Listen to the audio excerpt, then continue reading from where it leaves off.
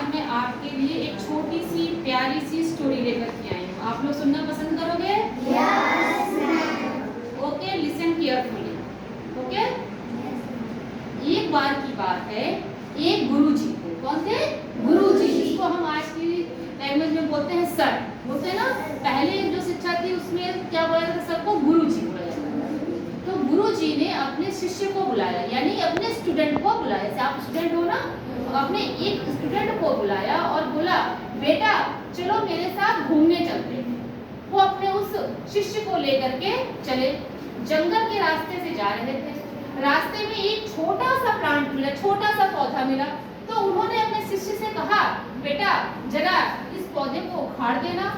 उनके शिष्य ने सोचा, ये गुरुजी ने कितना आसान काम बताया, उसने बस एक हाथ से ऐसे पकड़ा और उस पौधे को उखाड़ दिया। गुरुजी फिर आगे बढ़े अपने शिष्य को लेकर के। फिर एक थोड़ा सा उससे बड़ा पौधा मिला, थोड़ा सा उससे बड़ा पौधा मिला। शिष्य गुरुजी ने कहा, बेटा इसको भी उखाड़ दो। शिष्य ने उसको भी बड़ी आसानी से उखाड़ दिया, हल्की फुल्की, मतलब दोनों हाथ लगाना पड़ा उसको, दोनों हाथ से उसको उखाड़ दिया। फिर उसको लेकर के आगे बढ़े। फिर जब आगे गए तो एक थोड़ा उससे बड़ा पेड़ मिला, जो थोड़ा सा बड़ा हो गया था, नीचे से उसकी जड़ें मजबूत हो गई थी। बोला, बेटा इसको भी निकाल दो, उखाड़ दो इस पेड़ को। अब शिष्य ने लगाया हाथ और लगाई ताकत, जोर जोर से लगाई ताकत, लेकिन जितनी भी ताकत लगाई उसने उस पेड़ को उखाड़ लिया। ताकत लगानी पड़ी, उसको मेहनत करनी पड़ी, लेकिन उखाड़ लिया। गुरुजी ने कहा, बहुत अच्छा। फिर आगे बढ़े। जब आगे बढ़े तो एक बहुत बड़ा विशाल पेड़ मिला। विशाल पेड़ जैसे बरगद का पेड़ होता है, पीपल का पेड़ होता है, नीम का पेड़ होता है ना, ट्री होते हैं पेड़, मतलब ट्री, एक बहुत बड़ा सा। अब गुरुजी ने कहा, बेटा इसको उखाड़ दो। अब शिष्य बड़े असमंजस में, नो, शिष्य बड़े असमंजस में, कैसे उखाड़े इस पेड़ को। अब वो लगाया ताकत, लगा रहा है ताकत, उखाड़ नहीं पा रहा। उन्होंने कहा, और लगाओ ताकत। वो लगाया ताकत, एक आध उसकी टहनियां वगैरह तोड़ पाया, पूरा पेड़ तो उखाड़ नहीं पाया। कहा, गुरुजी क्षमा चाहता हूँ, मैं इस पेड़ को नहीं उखाड़ सकता। उसने गुरुजी से माफी मांगी कि मैं इस पेड़ से को नहीं उखाड़ पाऊंगा, मैं बहुत थक गया, मेरे पास शक्ति नहीं है।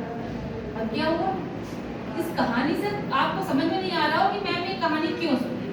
नहीं समझ में आया ना किसी को? किसी को समझ में आया? अब हम आपको समझाते हैं। अभी आप क्या हो, छोटे बच्चे हो ना, और आपके अंदर कौन कौन सी बुरी आदतें हैं? Don't talk to each other. आपके अंदर कौन कौन सी बुरी आदतें हैं? नंबर 1, मोबाइल फोन का यूज सारे बच्चे बहुत ज्यादा करने लगे हैं। नंबर 2, जंक फूड, सबको क्या चाहिए? Chips, Kurkure, Maggi, chowmein, pasta, pizza, सबको बहुत टेस्टी लगता है ना। पढ़ाई में किसी बच्चे का मन नहीं लगता, मन लगता है टीवी देख लें, खेल लें फ्रेंड्स के साथ, मस्ती कर ले। जब कई बार पेरेंट्स कहते हैं पढ़ो पढ़ो पढ़ो, तब आप पढ़ने बैठते हो। टीचर्स कहते हैं नहीं पढ़ना है, टेस्ट लेंगे, तब आप पढ़ने बैठते हो। ओके, ये आपकी क्या है? Bad habits. क्या है? Bad habits.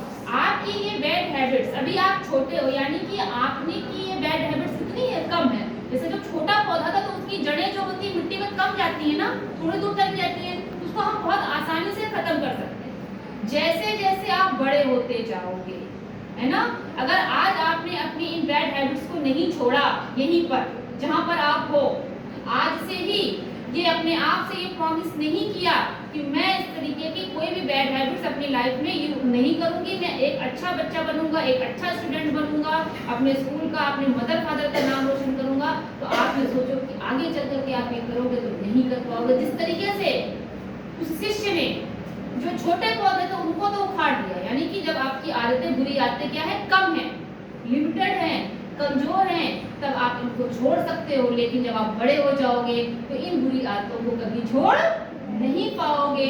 इसलिए आज से, अभी से सब बच्चे अपने आप से प्रॉमिस करेंगे कि हम अपनी बुरी आदतों को आज यहीं पर छोड़ करके जाएंगे। Okay, promise everyone? Yes, ma'am. Okay class, thank you.